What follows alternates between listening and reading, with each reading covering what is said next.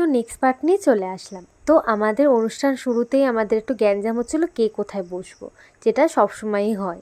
তো তারপরে আমাদের অনুষ্ঠানটা শুরু হয়ে গেল, বোনরা খুব সুন্দর সুন্দর গান করে আমাদের শোনালো। আর আমার মনে হচ্ছিলো যে স্টেজের ওপারটায় আমরা সবসময় থাকতাম, তো আমাদের এরকম ফিল হতো যে আমরা কবে একটু বসে বসে এই গানগুলোর একটা ফিল নেব।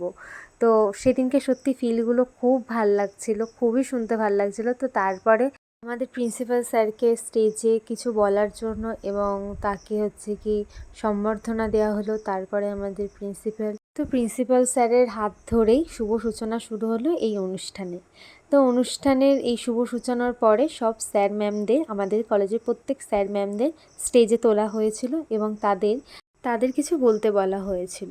তো প্রথমেই পঙ্কজ স্যার আমাদেরকে নিয়ে কিছু বললেন। তো দেখো, ভালো লাগছে, কারণ আমাদের জীবনে অনেকগুলো অধ্যায় রয়েছে।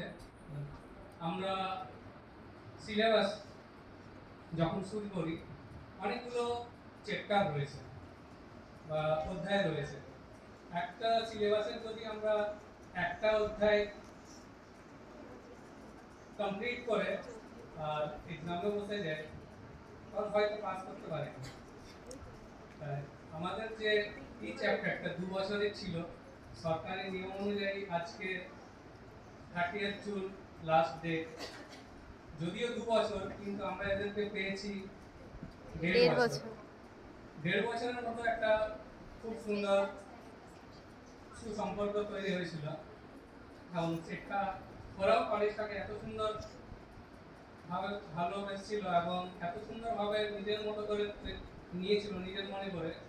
সেটা আজকে ওদের সরকারি নিয়ম অনুযায়ী ছেড়ে যেতে হচ্ছে। দেখ, কোর্সটা কমপ্লিট হচ্ছে না, বাট কলেজ থেকে তারা রিলিজ দিচ্ছে। তো এরপরে হচ্ছে আমাদের গানের ম্যাম, যাকে সব থেকে বেশি আমাদের কলেজের প্রত্যেকটা স্টুডেন্ট খুব খুব খুব মিস করবে। আর ম্যাম আমাদের থেকে বেশি ইমোশনাল হয়ে গেছে, খুব কাঁদছিল। আর ম্যাম কি বলবো, ম্যাম যখন কথাগুলো বলছে প্রত্যেকের চোখে জল, মানে ম্যামকে এতটাই আমরা খুব ভালোবাসি। আর ইনার কথা যতই আমি বলবো না ততই কম হয়ে যায়, কারণ ইনি মানে কি বলবো, আমার ভাষায় প্রকাশ হবে না। ইনি এতটাই ভালো, এতটাই নরম মানুষ একটা।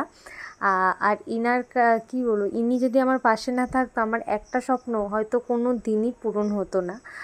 আর উনি সবসময় সবাইকে বলে তুমি না পারলে কেউ পারবে না, তুমি পারবে। আর বেসিক্যালি আমাকে এই কথাটা প্রত্যেকবার বলেছেন ম্যাম, তুমি পারবে, তোমার হবেই, এরকম কিছু বলেছিলেন, যার জন্য আমি সত্যিই কাজটা করতে পেরেছিলাম। আর সত্যি আমার স্বপ্নটাও পূরণ হচ্ছে।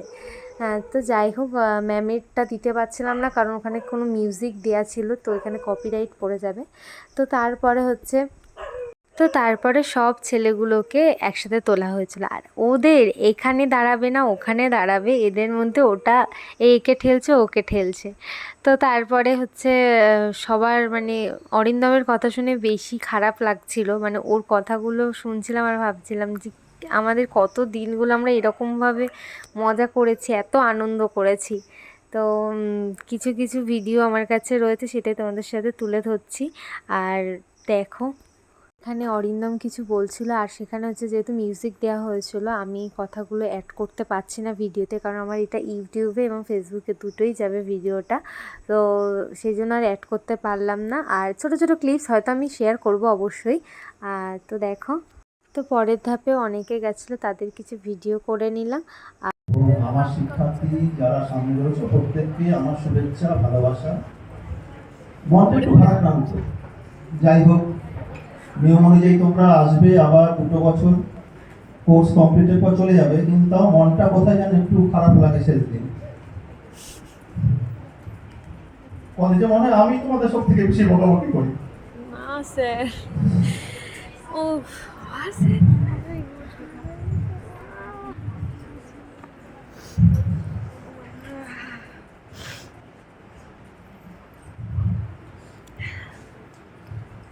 কারণ বাই নেম বাই ফেস প্রত্যেককেই তো চিনি, তার জন্য হয়তো প্রত্যেককে ক্লাস অনেক ভুগছি। এই 2 বছর প্রত্যেকে হয়তো কম বেশি বকা খেয়েছো। হিমাদ্রি স্যারের বক্তব্যটা শেষ হওয়ার পরে আমাদের কিছুক্ষণ পরে টিফিন হয়, তারপরে আমি বাড়ি চলে আসি। আর ক্লিপস নেওয়া হয়নি। টাটা। ব্লগটা কেমন লাগলো অবশ্যই কমেন্ট করে জানিও।